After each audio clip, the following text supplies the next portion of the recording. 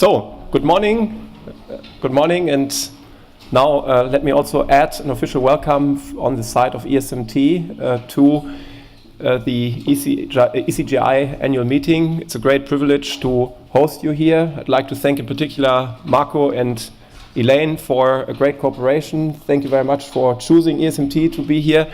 Obviously, there's been actually a much longer exchange between ESMT and ECGI, I think, which dates back maybe at least 8 years. That also, I think, comprises my predecessor, Lars-Henrik Röller.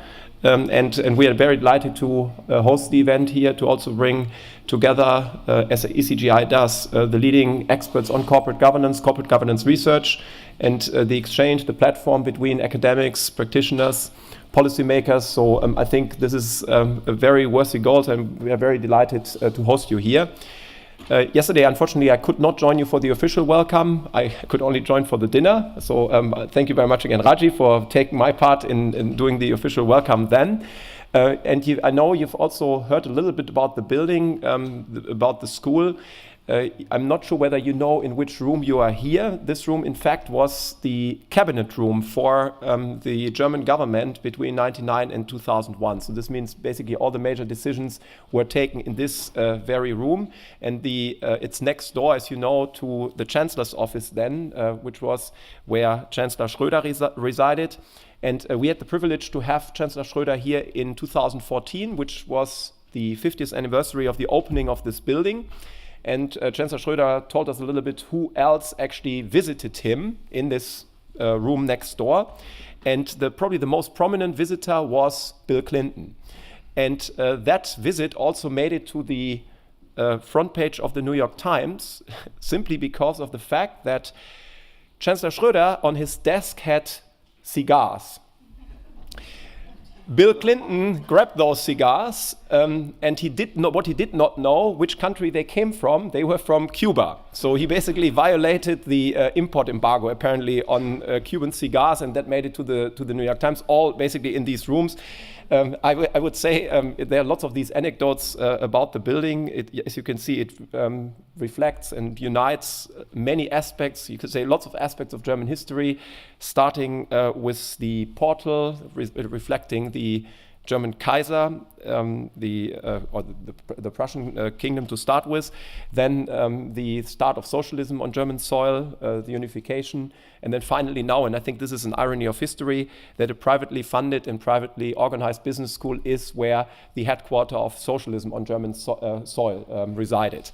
So I think we are very happy about that, and I think to also talk about topics of corporate governance here is particularly noteworthy, and I think those who created this building, who actually first thought about what to do with this building, probably wouldn't be so delighted about what we can do here today and what we discuss here today. I think this is one of the best ironies I could think of. So therefore, again, I would just like to very warmly welcome you to the meeting. We are very delighted that you came here. Some of you actually taking pretty long distances to come here. I'm also very delighted, and Marco will obviously say more about our distinguished keynote speaker, Antoinette Schoer, to be here today. And I would just like to wish all of us, all of you, a great, enlightening, inspiring discussion, lots of new insights, which will inspire not only the discussion today, but the discussion going beyond. And I would like to say, in that sense, I would like to also wish ECGI all the best in its tremendous development so far, and obviously going beyond the day to day in reaching out, bringing scholars, practitioners, stakeholders in the area of corporate governance together. So thank you very much for being here, and a warm welcome. Thank you. Thank you very much, Jörg. Now, let me first of all thank Jörg and ESMT for hosting us. I already said this yesterday, Jörg, and you're really an outstanding host. It's a fantastic building. ESMT is a great organization, and we're really grateful to you for hosting us here in Berlin. I think everybody's really enjoyed themselves so far. Now, it's my great pleasure to introduce the speaker for this year's ECGI annual lecture, Antoinette Schoer. Now, Antoinette is really one of the most creative members whom we have.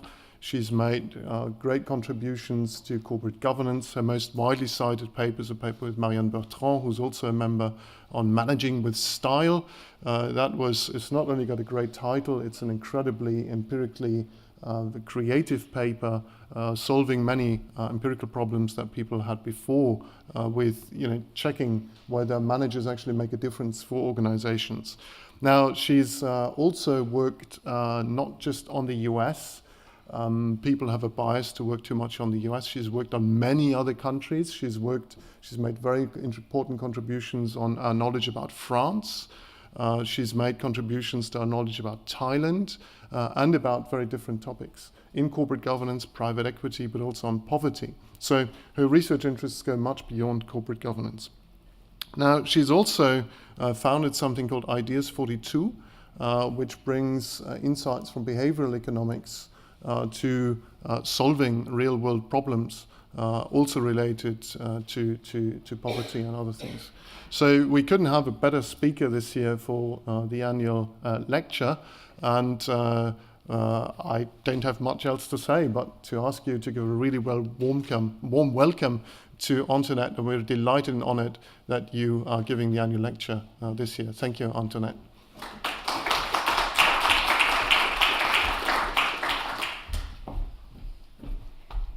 Thank you very much, Marco, for your very kind introduction. I'm very pleased to be here with you. And indeed, what I want to talk to you about today is big data, a topic that obviously right now is very topical in everybody's mind and on everybody's front page, so to speak. Just to, obviously to put things a bit in perspective, at the last Davos meeting, the CEO of Google, Sundar Pichai, just said, AI is going to be more important than humanity's mastery of fire or electricity. Let's just hope we don't run out of electricity before we master that.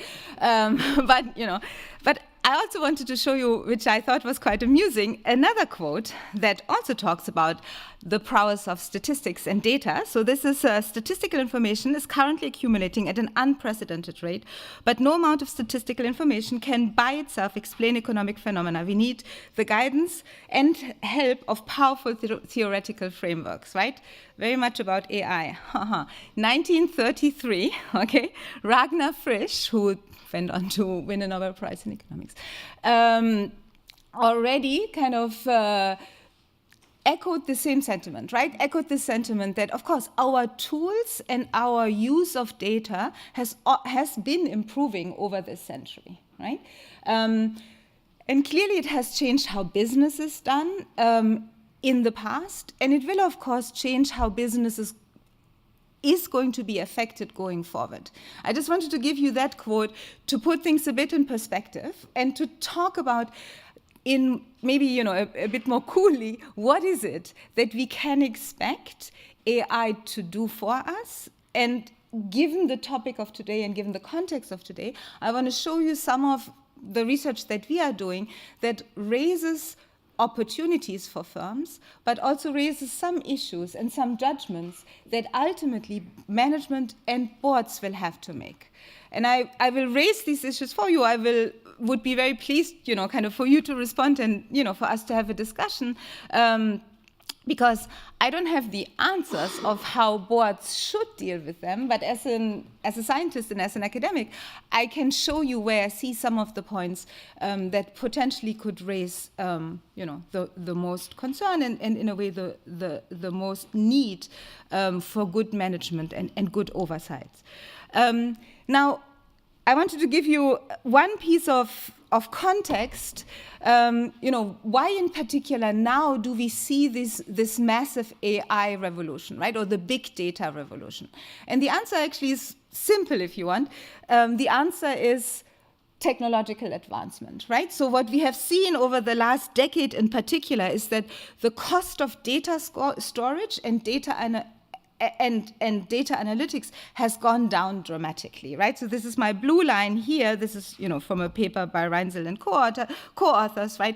You've seen that the cost at which we can store large amount of data has become cheaper and cheaper, and obviously in response, people have been, and firms have been, collecting more and more data, right? Now, you can say, right, remember my quote from Frisch, what's the big deal with this? We've been doing this, right, forever. We've seen in the 80s, credit scoring became a thing, right? Now people use credit scoring with social media data, but, banks have been using credit scoring and data for a long time. And these were, if you want, early tools of AI. But what does make a difference, and I will show you, is that now we can use AI tools and big data tools to more than just doing prediction. We can do unsupervised learning. We can use these tools to actually let the computer learn things that before we had to specify. And this breakthrough, just as a final, if you want, motivating slide, has now obviously unleashed huge amount of investments into AI, right? Just to prove my point, if you look at venture capital investments in the US alone over the last 10 years, right, you see exponential growth. You see the same thing, right, if you look at M&A transactions and also, acquisition of AI startup firms by established players. And you see, right, these are some of the biggest household names, in American business at the moment. Now, let me say, what's the big deal all about? And so I want to just, instead of lecturing you about, data analytics, I just wanted to show you one nice example that makes this point very, I feel, very intuitively. If you look at the pictures on the left, so these are muffins and chihuahuas, I think they are, but little dogs, right? So if you think about our data tools and our data analytics prior to, if you want, deep learning, unsupervised learning, what you needed to do is you had to specify rules by which computers have to learn, which means you needed to know, right, by which rule the computer should search for what is a Chihuahua and what is a muffin, right? But if you asked me, I don't know, maybe you better than me, right? But if you had asked me to program a program that tells the computer to differentiate these tools, it's not so easy, right? Because if you think about, right, you say, shiny blue dots, no, right? Has to be in certain distance from each other. Even that not so clear, right? So what basically these tools are now allowing us to do is what we also call unsupervised learning, right? Is without knowing before what we need to be searching for, to have basically computer algorithms learn how to group, how to sort data, right? And what has now happened, for example, is that over the last 5 years, the precision with which computers can recognize objects, faces, photos, actually now is better than humans, right? So the blue line now, is algorithmic learning. So that obviously changes now what we can let computers and what we can let big data do. And it obviously, has not gone unnoticed. Typically, if a professor already notices, industry has long been working to actually implement it, right? And we see it, say, in the financial service industry, in the IT industry, right? We've seen the applications are abounding, right? That's obviously why there's so much investment. For example, famously, right, chatbots, these kind of automatic, interactive, talking devices have become much better. AI is now being used, or big data is being used to really radicalize the personalization of services, of products that people receive. And the topic that I will be talking more about, in the rest of today, we've seen also an amount of customization, screening, and targeting of consumers that we previously haven't seen. So if you look at in financial services, which obviously is a topic that's closer to my research and my interest, right? We've seen that the way firms can now use not just your data on your own characteristics or kind of your where you live, your demographics, but also data on your past transactions, your past purchases, your past searching behavior, to provide you, if you want, with better targeted and in a way better personalized services. But of course, they can screen you better too, meaning they can not just screen for some preferences that you really would like to express. Say, you want a credit card that has low interest rate because you're good credit, right? But they can also screen for things like you might be an absent-minded person, right, who doesn't check his or her statement all the time. And even though you're great credit, you might pay late all the time, right?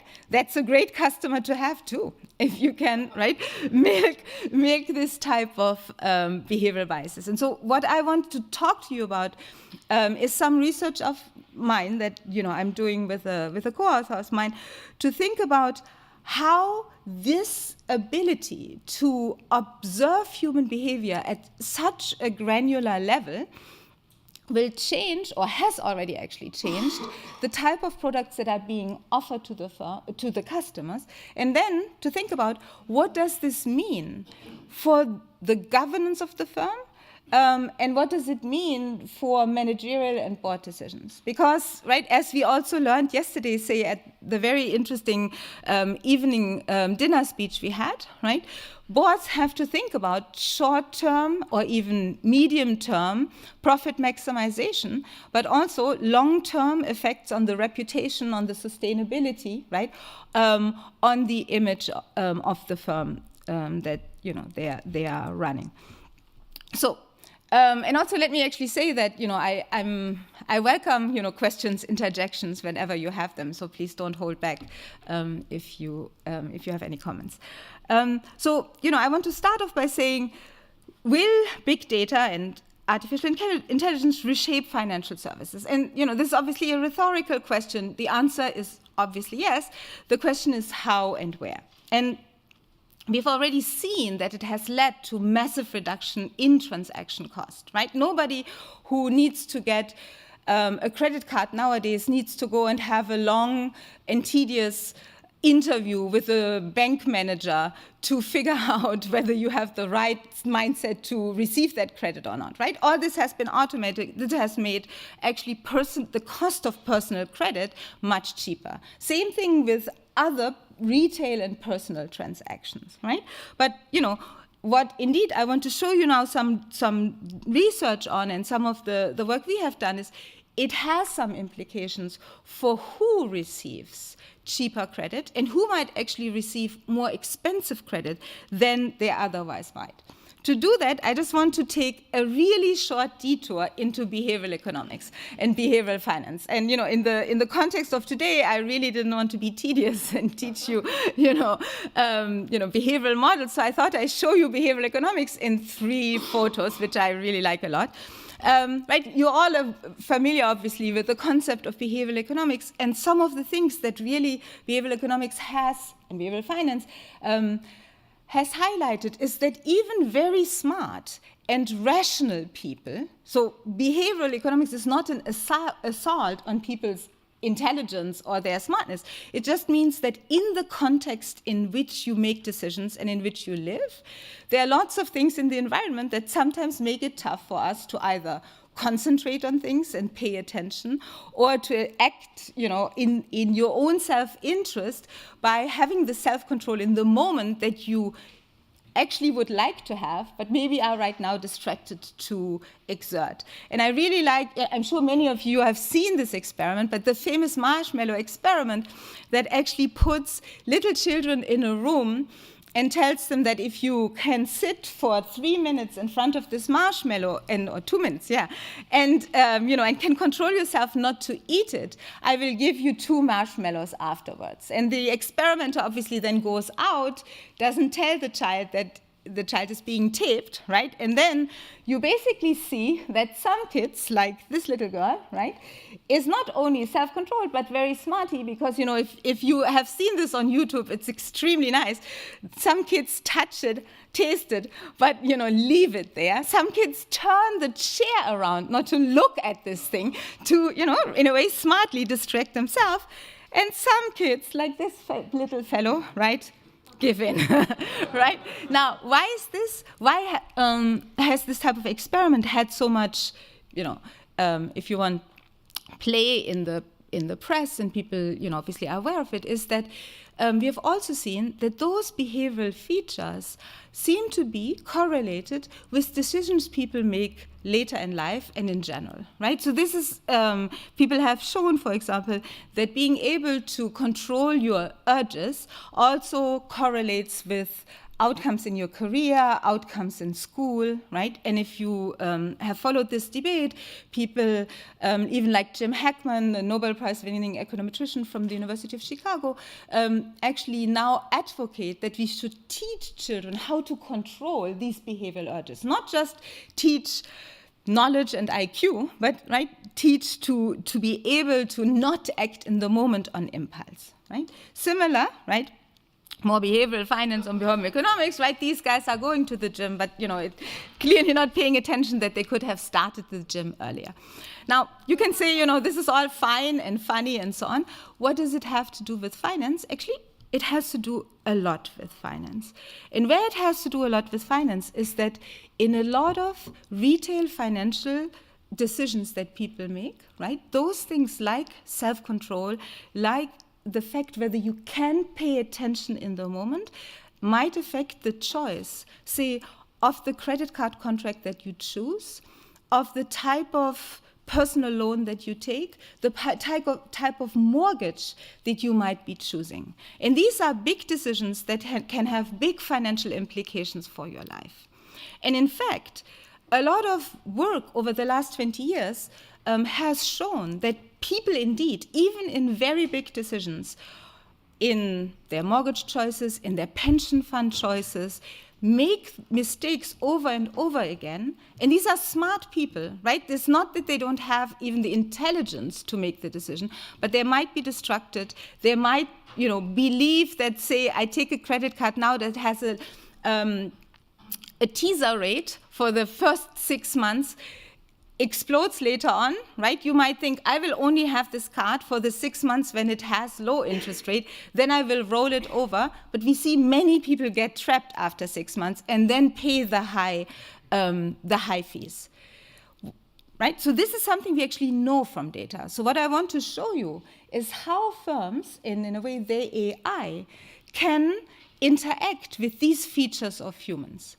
Because in a world where firms are rational, but human beings might have these type of foibles, if you think about what is the first best thing that a credit card company or that a financial service company, or actually doesn't have to be finance, right? It can be your cell phone plan, can be, you know, kind of any other company, right? Obviously there is an interest to play into the behavioral biases that people might already have. And what I want to show you in some work that I've been doing with my co-author Hong Ru is that indeed companies do that. And I just want to be very clear up front, right? This is not illegal. And this doesn't mean that I'm not trying to sound like I'm making a moral judgment on the firms, no?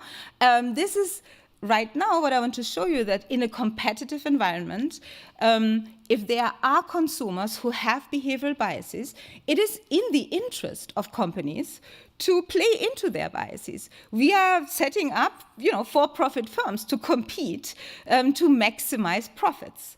And right? What I want you to think, however, from a board perspective is how should we think about managing the impulse, right, of firms that are able to play into these behavioral biases, to take into account the short-run temptation, if you want, to make profit with the long-run considerations of firm reputation and potentially, right, backlash by consumers and obviously then backlash by the larger regulatory environment.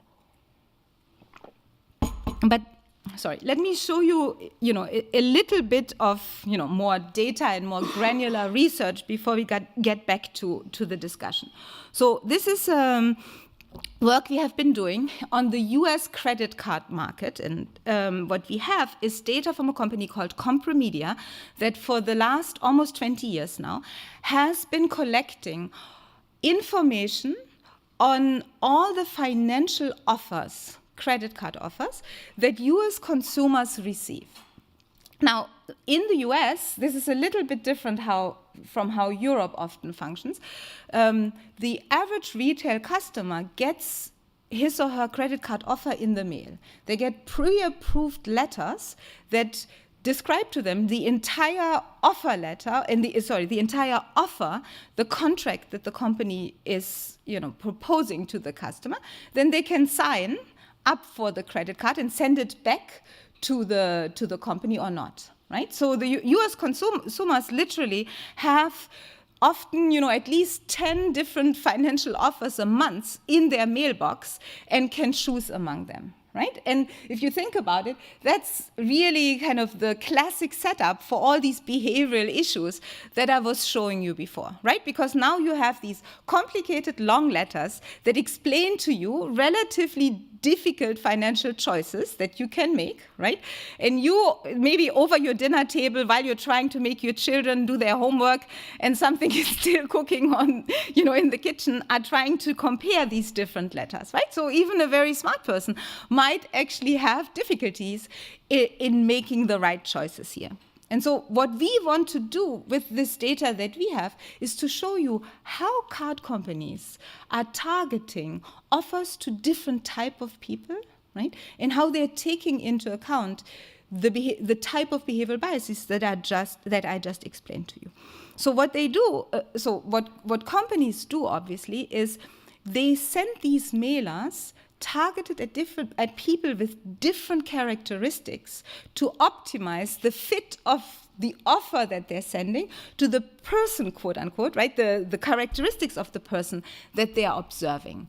And why do we have this? Because in the US, actually for more than 2 decades, there are data aggregator firms. So Facebook, Google, and so on, this is kind of the high-tech version of data collection, right? Actually, there are data aggregation companies that have been doing this for a very long time.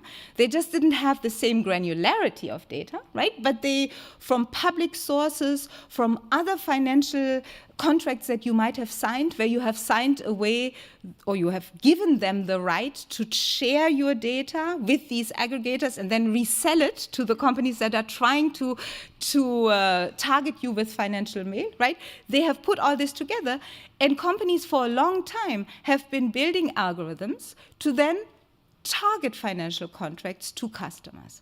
What we did is basically reverse this game, right? Because through Compromedia, we now have information on individuals and all the financial mail that they are receiving in a given month or even a given year. And we can actually then see how different banks change their offer, target their offer to people with different characteristics. So what are they offering to people that are, say, financially very sophisticated, educated, wealthy, live in a good suburb, right?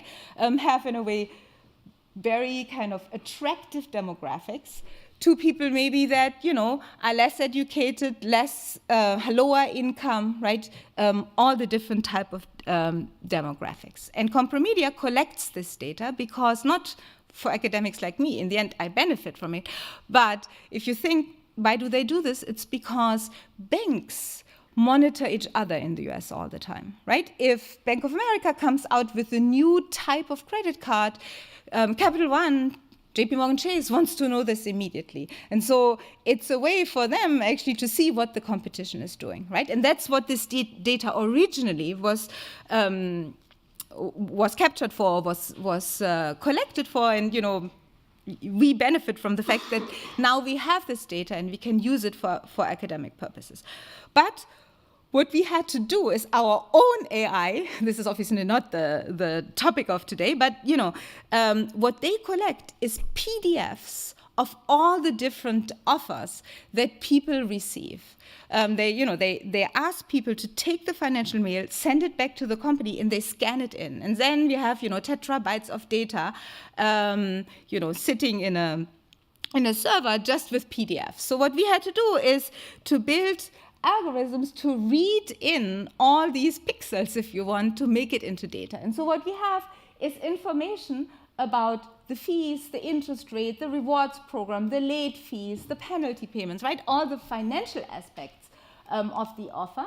But we also have kind of, if you want, softer information about the visual dimensions of the offer. So what colors are used? How big is the font? How many words do you use on the page? Where do you tell people about the attractive feature of the offer? Where do you tell or hide the unattractive features of an offer? And the important thing, just as an aside, in the US, by law, you are not allowed to either lie on this financial communication, and you're also not allowed to leave out any important information about the contract features, which is, of course, very important for me, because that means we, as the econometricians here, we know what's in the credit card offer.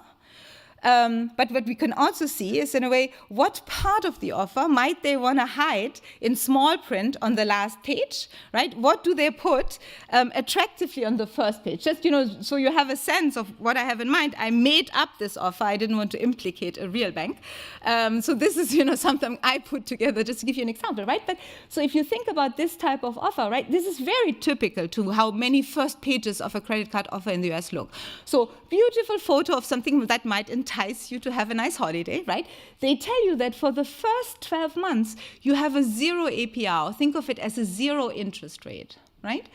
They actually nowhere tell you that after they even tell you that, oh, look, currently, if you fall late and you don't qualify for the zero anymore, you might actually go to an 18.99% interest rate.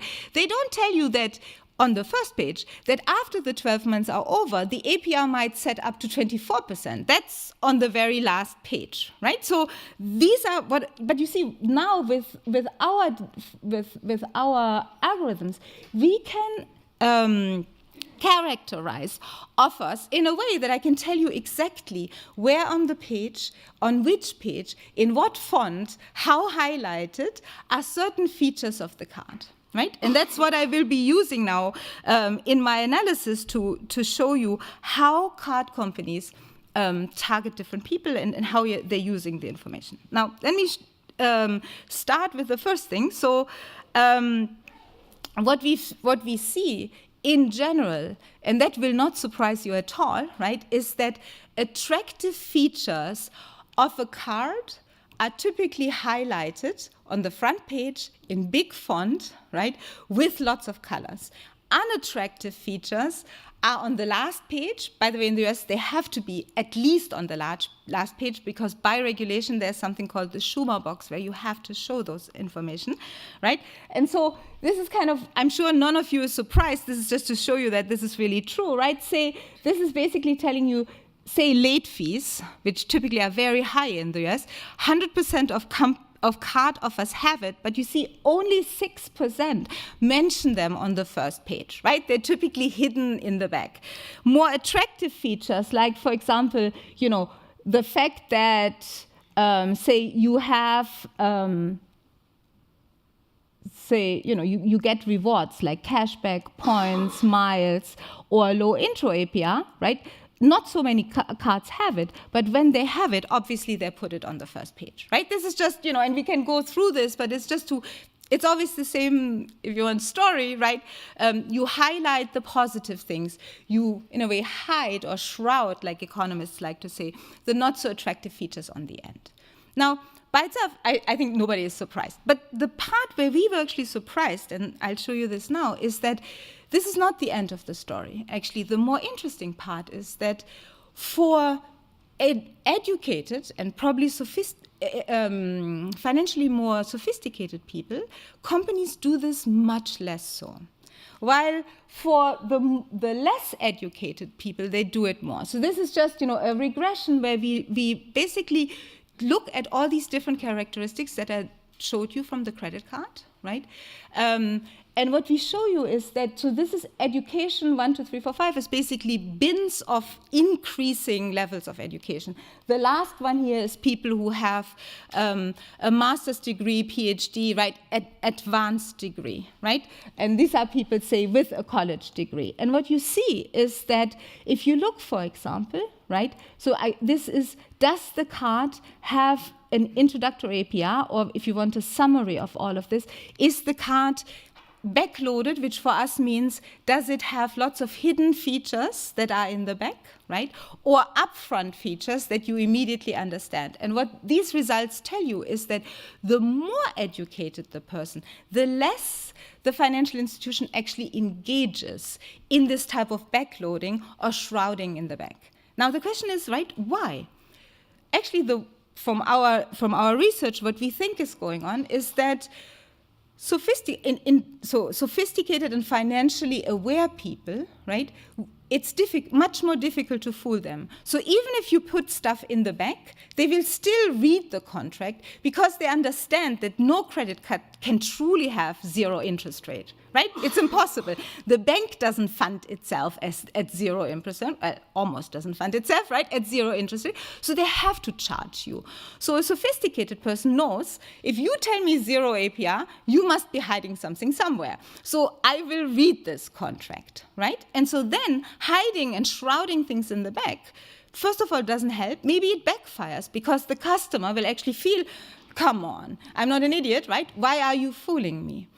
So, however, people who maybe don't understand finance as well, right, might actually think, oh, great, look, somebody's giving me a zero interest rate loan and doesn't even look for the fine print. So for those customer groups, it is more in the interest of the financial institution to try and shroud the unattractive features, right? And so this is exactly what we're finding in our results. And as you know, a lot of recent work in behavioral contract theory has shown, right, that might be optimal in terms of, of kind of targeting customers who have those behavioral biases, right? So again, remember, if people are not aware of the fact that, say, banks and financial institutions need to fund themselves, right, and they don't even look for the fine print, even a very well-meaning firm, financial firm, might actually be forced to advertise in such a way. Why? Because we see this, right, in many retail contexts, which is that if the customer doesn't understand that zero APR or zero interest rate is not possible, but some companies advertise to the customer, look, we're giving you a zero APR, right, but we're just hiding the other thing in the back. Think about a company who's trying to be honest with the company. They will try to say, look, zero is not possible, I give you 2%. But a customer who doesn't understand it just says, what the hell? It is possible, this guy gives zero. So they might go to the provider who, quote unquote, fools the customer, rather than going with the more straightforward, right, and more transparent provider. And so the lesson from, in a way, a lot of the recent literature on the interaction between behavioral customers and companies in the market is that often even competition cannot solve the problem, because competition, right, still means that banks have to compete with one another for customers. And if there are some banks that have learned that, myopic or uninformed customers can just not understand the full transparent contract, then you in a way are forced into a world where you're competing on those type of shrouding dimensions that are not in the interest of the customer, right? Because one thing we also need to say, right, is that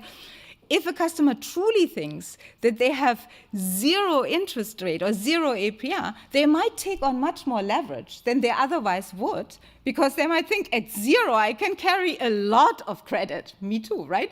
But at 5 or 18.99, it becomes much more complicated, right? And so this has real implications, right, for people's lives. Let me show you one more, if you want, dimension of this, which is particularly important in the context of financial markets. Because you could say, well, so far you have shown me that firms target more educated customers with different offers, maybe even with less shrouded offers than customers who are a little bit less sophisticated. But maybe that's just a side product of how the companies feel advertising should work, to these different groups. Yeah. Now I want to show you one more, if you want, version of this that to me is actually very telling, because everything we so far have talked about is as if there was no credit risk when I'm giving a loan to a customer, right? Remember I said, if I tell you that I give you 0 APR and now you might take on a lot of credit, of course that's great for the bank as long as in the end you do repay, right? And you pay the late fees and you pay the over limit fee and you pay, kind of whatever the penalty APR might be. It becomes a problem for the bank if actually you over-levered yourself and you can't even pay back the loan, right? It's the old story that if you owe the bank $1,000, you have a problem with the bank. If you owe the bank $1 billion, they have a problem with you, right? So, but banks obviously are very aware of it. Now, think about in this context, what does that mean? Actually, it means that for a financial company, if indeed they are behaving or they're structuring their offers in the kind of, sophisticated way that I've been telling you, right, they should also take actually into account the credit risk of the customer and how the credit risk interacts with people's behavioral biases. So how can we test this? What we did is we looked for. Yes, go ahead, sir. Could you go back one slide? Yeah. Here. I'm wondering, where is the bank here? Is it fixed effects for banks or for customers? Good. I'm wondering, what is the effect? I guess banks may be different in the way they are behaving. Great. That's a very good question. So I glossed a bit over this. I just have a, fixed effect, yes. But so we have actually, just, kind of for everyone, right? I mean, the question is what I'm finding over there, I've told you, is this just that different banks focus on different parts of the population, right? And these different banks just have different strategies, for example, right? That could be one worry or one explanation. To rule this out, what we have done, and what I'm showing you here, is we can put in bank fixed effects, right? So what does this mean? I can look at say offer letters that the same bank sends to different customers with different attributes and see whether, say, a given bank indeed differentiates between sophisticated versus educated versus uneducated, high income versus low income. So the results I'm showing you here are with bank fixed effects, right? So this is saying even a given bank differentiates between educated and uneducated customers. And this is here after I control for everything I can observe about the customer. Your income, the zip code you live in, your family status, whether you're a homeowner or not, right? This is really to, if you want, isolate the sophistication level of the customer, yeah? It would be nice to see, are there banks out there who don't want to risk their reputation by playing on weak customers? Yeah. Yeah. Because I think that's even profitable for them. It could. So we do see that there are some differences between banks, but actually we also find that there's lots of imitation between banks, right? So when one bank comes out with a new product, kind of, it used to be, for example, in the US, Capital One was initially in the 90s one of the banks that was very innovative and brought a lot of, new rewards programs, insurance programs and so on. Within 6 months, all the other banks were copying.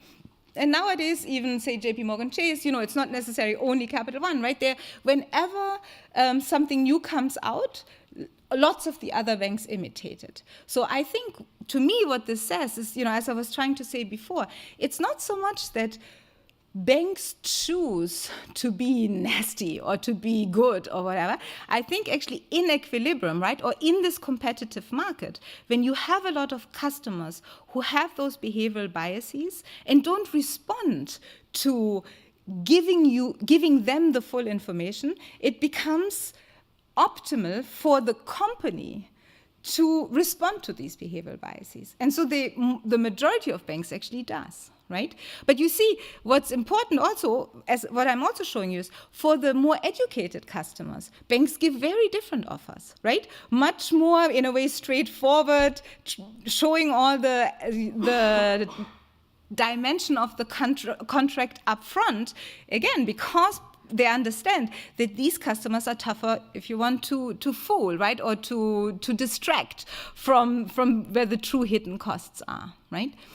Which to me, gives me a lot of pause in thinking about how should we think about this market, right? Because it actually means that a really honest player who wants to do the right thing is very limited and cannot compete on the margin of honesty, right? If the customer doesn't realize it, how can I, convince them that actually this is the better card for you in the long run, right? Because you get 5 seconds when the person opens this thing, looks at 0 APR and is already enticed, right? So the question is, should we wait until everybody is educated enough to understand finance? We're probably going to wait for a very long time, right? Or where are we going to get the, kind of the lift, right? So to help people.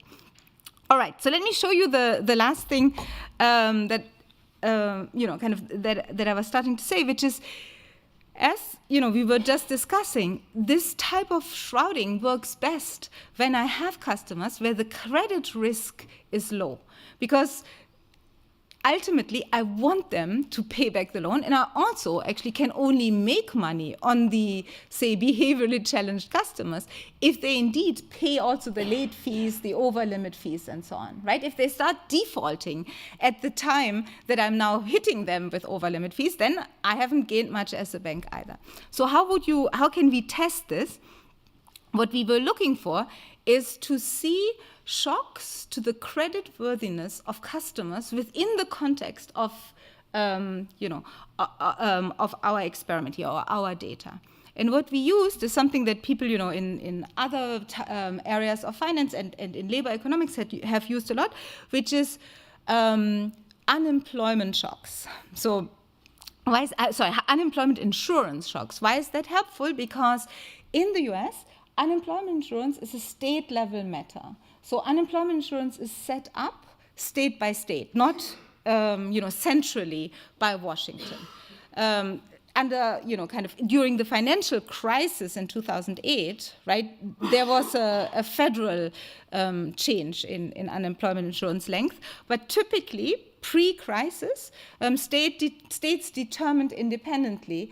And so this is very nice, right, for an econometrician, because that allows me to look at differential changes state by state. In some states, unemployment insurance gets set up, in others don't. So I have, in a way, what we like to call a treatment and a control group, right? I can see how customers in states where unemployment insurance was already set in behave differently from those that don't.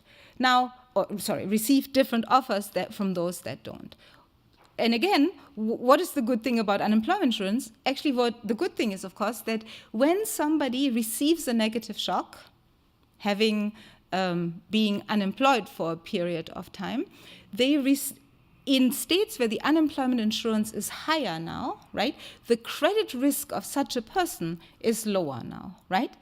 And what does it mean for my credit card lenders? It actually means that I'm reducing, or the risk to me of people defaulting has now reduced a little bit, right? Because, say, low-educated customers that might have taken a credit card with lots of backloaded fees or late fees might now be less likely to default on me as the lender if they have an unemployment spell, right? Now, if what I just told you about the logic of how financial service companies target these behaviorally challenged customers, if you want, we should now see that actually in states where unemployment insurance was set up, right, we see more use of shrouding. We should see more use of these backloaded features, right, where credit worthiness actually becomes more important. And in general, we should see, in a way, more targeting of less educated people with exactly these features.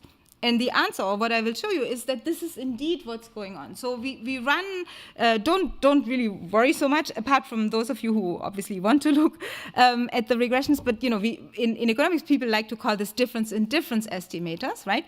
But what we're looking at now is we're comparing how the offers look of people who are shocked, if you want, with an unemployment insurance improvement compared to people who live in states where that hasn't happened yet, right?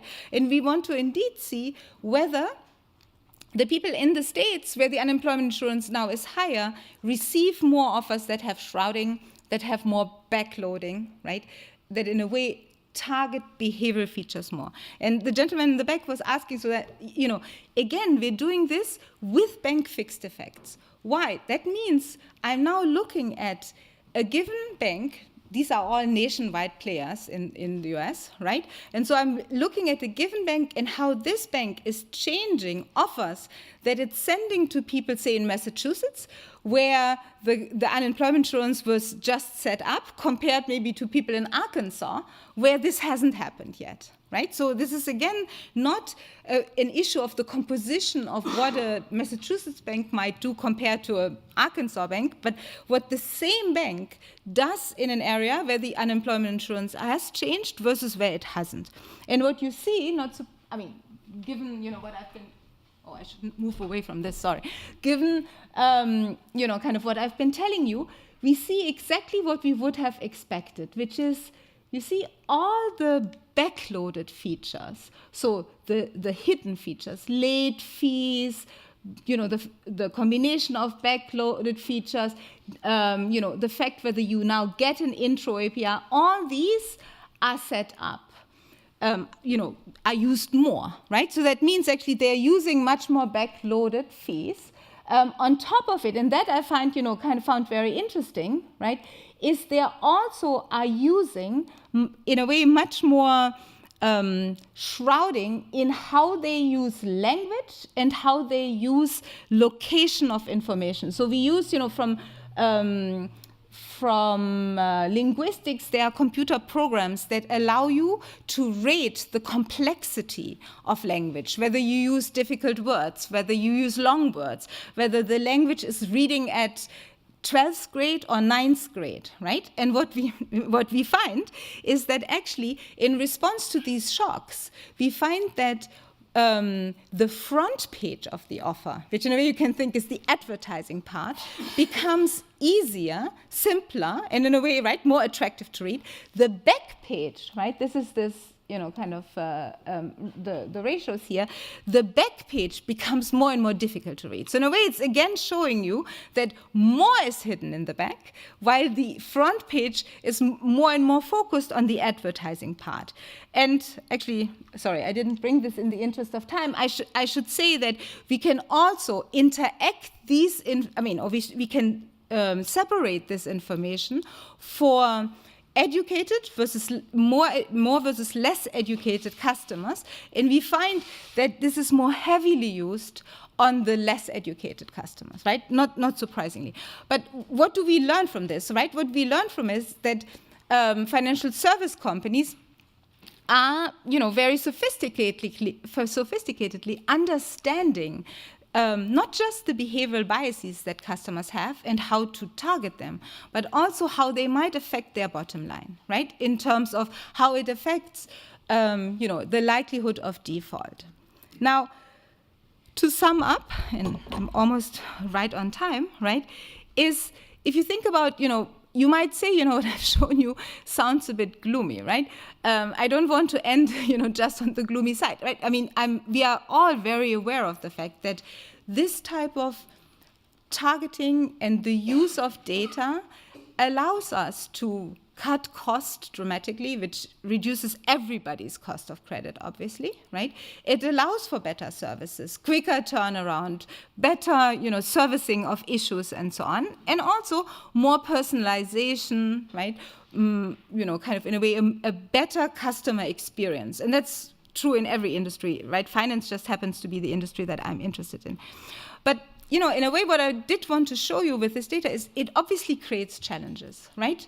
And big challenges, because at least what this research suggests is that if you have a large fraction of the population that's not prepared to interact with this type of services and with this level of screening that banks now can engage in, or targeting that not just banks, but that firms can engage in, you, by definition, will have big winners, right? Remember, my sophisticated people here are now getting very good offers, very nicely written offers. They get, kind of good information. I can also tell you that in my data, right, what this also suggests is so what we also find is that the more educated people, on average, right, the variance of offers that they get is tighter and it's better. What does this mean? That means, if you compare Hong Ru, who is my co-author, and me, right, on paper we would look very similar in terms of education level and so on, but, very quickly you would learn that I'm absent-minded and he's incredibly meticulous. So I would surely pick always the wrong credit card just because, I can't be bothered. Now, I'm smart enough to know that rather than doing this, I will ask him which credit card to pick because he has read all the back, kind of small print, and I will piggyback off him. So that's fine, right? But another way of saying this is actually that an educated person, even if he or she randomly grabs a mailer from her mailbox, is better off than an uneducated person, right? Why? Because statistically, the other educated people in my group or in my cell help me make better decisions. Because, right, the fact that some of us, even when we're educated, have, human foibles, right, hurts us less than for people where, statistically the whole group is more likely to have these problems, and therefore it's more attractive or more in the interest of financial service companies to actually vary the offers, try some really bad offers on them, because a higher fraction of people in that group might actually misunderstand and then pick the wrong thing, right? And so you see what it tells you is not just it's good to be educated and smart, well, we know this always, right? But it's also good to belong to that group, because the externalities that group creates on itself in this type of statistical discrimination that is happening here, right, is very beneficial. For the other group, it's actually, if anything, right, like negatively beneficial. And that type of separation is going to become more and more possible. So, for example, if you want to feel bad for me, right, going forward, financial service companies will be able to differentiate between Hong and me much better. Because if they can trace my past transaction behavior, right, they can see, despite all her, on paper education, she's made some mistakes where she was late maybe on a credit card in the past, when even she had enough money in her account, right? So there, Hong will not help me anymore, because the companies will be able to separate even our type of behavior more, right? So that will then mean either I have to shape up and pay more attention to my credit card, or I might now get actually different offers from Hong, right? I mean, I just want to tell you that this type of differentiation will be more and more possible, right? And of course, it's in the interest of for-profit firms to do this, right? Remember again, this is no indictment at all on the firms or, on the short-run behavior. But the question is, how do you want to think about it in the long run in terms of financial reputation, or even reputation for a sector as a whole, right? What we have seen after the 2008 crisis, right? Banks in general fell in disrespect in, say, the US, because instead of people saying, oh, some banks misbehaved, right? Or some banks didn't have the right systems in place to understand not to lever up when there's a huge housing bubble going on, right? Customers just blanketly felt, they all let me down. Now, customers don't have to think, what is the alternative? Would a state-owned bank be better? if it was me, I would be running through the door, right? I mean, running for the hills. But of course, customers and especially retail customers cannot think in these counterfactuals. And so I feel it is the responsibility of company boards to start thinking this way and start thinking, what is the long-run equilibrium that we are playing in, right? And what are the implications for the sector as a whole, right? This is exactly, I feel, where we are now with many of the social media companies, right? Where the boards have, in a way, felt, oh, great, we are not regulated like financial service companies, so we can do a lot of things that those guys can't do. But they were not thinking, in the long run, maybe, at some point customers will notice and they will understand. And then, that might not be in the interest of the industry as a whole. Great. That's all I got. Thank you very much for your attention.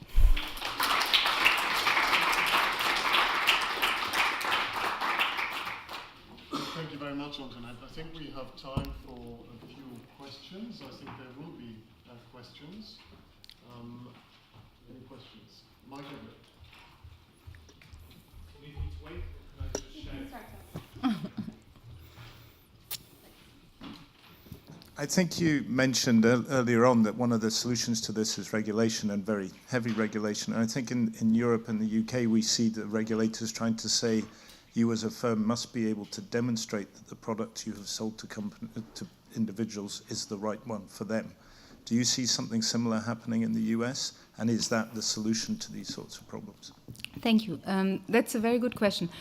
Actually, I'm quite hesitant. So I didn't mean to say that we need heavy regulation, but we need a smart regulation, right?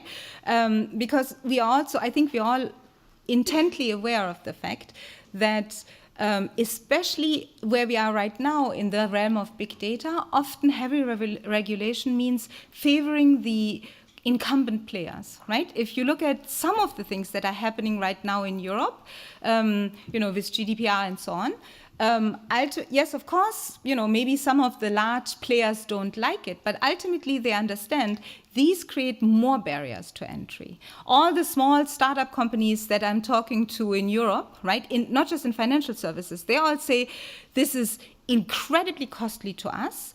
It takes a lot of management time, it takes a lot of our resources, and it actually manifests, kind of the quasi-monopoly or oligopoly power that the large ones have. So in a way, it's kind of a frustrating talk I'm giving, because I'm not trying to say heavy regulation is necessarily the way to go. And I feel we need to understand better what is the type of maybe regulation around how information is provided to people that make people make better choices, right? Because we do want innovation, we do want competition, we just want people to end up with better choices, right? I wanted to ask the same question, but let me first thank you for this firework. Our presentation was excellent. Thank you. But to follow up on that same question, clearly we have made the right moves over the last years to concentrate more on consumer protection, which is something that many financial institutions have really pushed back for a long time. Even the authorities, financial authorities, didn't quite see the need a couple of years ago. My concern, rather than appropriate legislation, is supervision. Mm-hmm. How can we pop up our authorities to have the means to really get into it and understand those things, follow up on those things, to punish those who intentionally let people go into a dead end? I mean, that is the true challenge. Right. I very much agree with you, and I think that's a very important issue you're bringing up. I feel in the US, after the financial crisis, the CFPB, the Consumer Financial Protection Bureau, was intended to be set up to do some of this enforcement and to do it smartly by using evidence-based enforcement and evidence-based regulation to help consumer finance, right? And it was meant I know very well because I was on the inaugural advisory board of the CFPB, right, to have a lot of research being done with big data, right, to understand how to help people, how to regulate with a smart way and a light touch to get to the right thing, and then, again, to use data to supervise the outcome, right, to figure out whether there was mis-selling and so on. I think, unfortunately, over the last maybe year or even year and a half, this whole effort in the US has been very politicized, and I think this is very detrimental to the fact, right? Because it's not enough to just be kind of very naively bang bang and say either it's kind of stifling innovation, or it's kind of, I don't know, not allowing people to make their own choices and kind of tell people what to do. We obviously have now learned that there has to be a middle ground, right? There has to be kind of a more balanced approach to this. And my hope is, kind of that we can come back to a much more evidence-based, approach to regulation rather than just politicization. Once again, Trump is really hurting his own base. Only they don't get it. Right. Yeah, unfortunately, it is often people who might need a bit more help who reject it the most, right? We have a word for this also in science. It's called the illusion of control. The illusion of control. So it's actually true that many people don't want, for example, to give up, to set defaults in when they pay their rent or when they pay, kind of the necessary payment out of their paycheck, because they feel, I want to be in control of it. But when you give them the control, they might fall late a lot. And then, right, they have bounced check fees and things like that. So it's also another human foible, right? There's a lot still to learn about how to help people help themselves, Well, my name is Javier Arias. I'm representing BBVA. Working? Yes. Uh-huh. Okay, I have two comments and then a question for you. One is on the GDPR. It's there, so it has to be implemented this month, I think on the 18th of May. Seems that still there are a sort of gold plating among different countries in Europe, so more barriers on top of the already established barriers. So what are your views on that? Second, on the binomial of privacy and consumer protection still is not resolved. So we have to give an answer on that. So more privacy will be at the expenses of less choice, probably for consumers. Mm-hmm. So again, maybe we have to bring that issue further to the consumers and to authorities, in my view. Third comment is on the what I was mentioning, the supervisory views of supervisors. So it seems that sometimes there is a huge risk of not fostering innovation at the right pace. So it could be some sort of operational risk on missing this pace of innovation going forward. Mm-hmm. So that could pose at the end some sort of stability risk. And my question now is on artificial intelligence. And I think that was a very good presentation, actually, so congratulations for that. But my comment and my question is, how do you feel that should be resolved, the asymmetric information of data? So some institutions, they are able to collect data they manage to enhance this data, but there will be always a huge asymmetry in collecting data with other digital giants. So what are your views on rebalancing this uneven playing field? Right. So I think you're raising an extremely important point. So since we are in a financial service company, right? I mean, the issue has been, and in the US it's very similar, right? Financial service companies have not been able to use the vast amount of data that they're collecting in the same way, say, that the FANGs or, kind of the digital service companies are allowed to use them. You could say, in the short run, let's put them all, under the same type of regulation. I tell you, my hope is actually something very different. My hope is that we will have distributed ownership of data. And I think, honestly, that will really solve a lot of issues. So what do I mean with this? Is if you think about what's happening right now is basically for free, each time you search online or you use your Facebook or whatever, right? Google, Facebook, Amazon learns a lot about you, right? And you don't own the history of your searches, the information that you're producing online. But that, to me, there is a hope that technology will solve it. Now, you can say, I'm at MIT, so I'm a technology optimist, but let's hope we could get there. And what I mean is that imagine we all could own our own data, meaning we had something like a cookie that, however, we control whenever we do searches, right? And it stores my search history, my purchase history, all my other things I do, maybe digitally and online. And each time somebody wants to build a new credit score or wants to figure out how to sell a, cell phone service plan to me, right? They have to buy my data, Marco's data, all of you data, right? Think about what this does. Number one, it takes away this almost natural monopoly that now a few companies have in owning the data and using the data, right?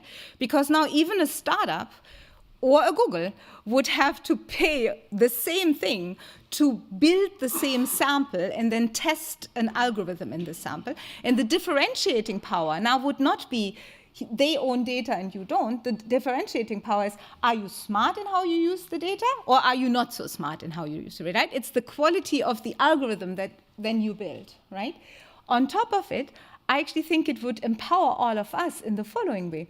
It could allow us to differentiate how and when we want to give data, right? Because I could actually put in my cookie whenever a nonprofit that wants to learn something about cancer screening asks me for my data, I give it for free, right? Because, to the extent that I can control this, that nobody fakes those IDs, of course, right? But when somebody wants to build a credit score or wants to sell, I don't know, right, credenzas to me or other type of furnitures, I will charge for it whatever the market price is, right? And so in aggregate, I think that to me would be the best solution of that type of problem. And then, right, obviously we can regulate even on top of it what we allow companies even to ask from your data, right?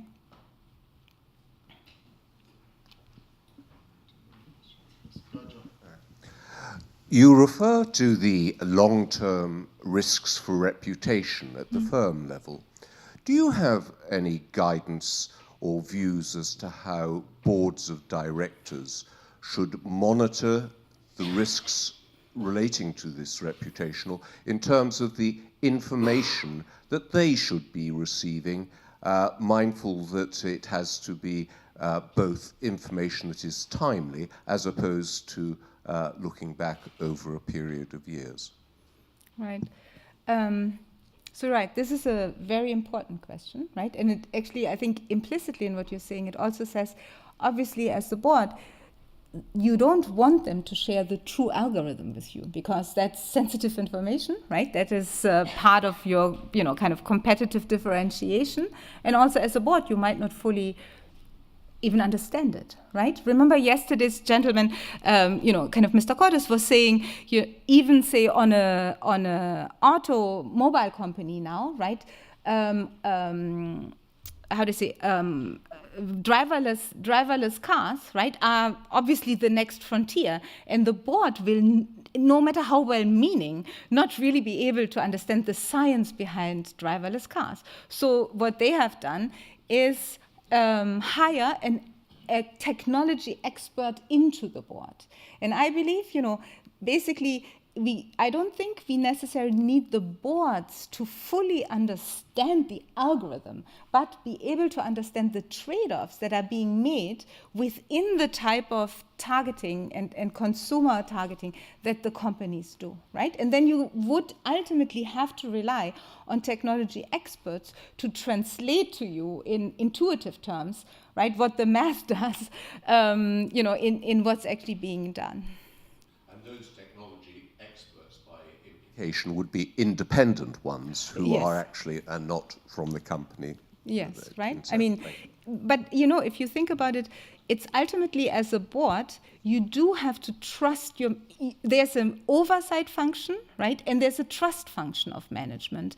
And if you trust your management so little, right, that even when there are issues that you are bringing up, they would lie to you, I feel at that moment, the board relationship is broken, and the board is not, or the management board relationship is broken, and then, you need to come to a different equilibrium, either by changing one or the other side, right?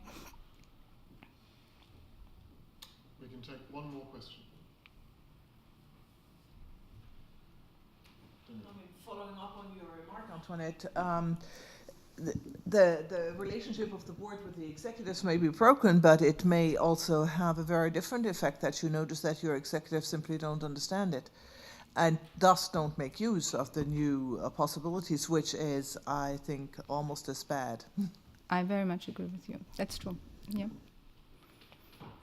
And I think, this was actually yesterday evening also very astutely brought up, that the more deeply you try to, as a routine matter, involve not just with the top layer of the firm, but the layer below, really has a different level of information that the board then has, right? I mean, my work is more on startup companies and small companies, and I see, in startup companies how boards engage with the company, but it's actually the best boards, even at the startup level, are the ones that set up a routine with the firm to not just talk to the CEO and the CFO, but to talk routinely to the level below. So number one, that the CFO and the CEO don't feel that they're being monitored, right? It's just a matter of routine. But then you much quicker figure out when something is not going right in the firm, right? You're fully right. Thank you. Thank you very much. Thank you. Thank you. It's really brilliant. Okay, so thank you very much, Antoinette. I think we've learned a lot. I actually could detect a bit of a theme coming out, also linking between today and yesterday. I think what I heard was that we have stewardship, we have corporate social responsibility, but there are real questions on how far that can go. We heard yesterday that, for example, if BlackRock decided to prevent financial companies from doing the kind of targeting that you see here industry-wide, because that's really what you need, that get immediately into trouble with the antitrust authorities. So there's a limit to even what they can do. And then you very well pointed out, Antoinette, can the companies restrain themselves? Well, if you live in a competitive market, very difficult. So can even the best willing companies and boards do this by themselves, or do we need to resort to actually regulation? And if we do, what kind of regulation should that be? So very difficult questions, and I think we've only started to explore this given how technology and at the pace that this is moving, and also what the public thinks and voters and all the people who are affected by this, and also across jurisdictions. So thank you very much for raising this, Antoinette. I think you've opened up a new horizon also for scholars and for the ECGI community to look forward.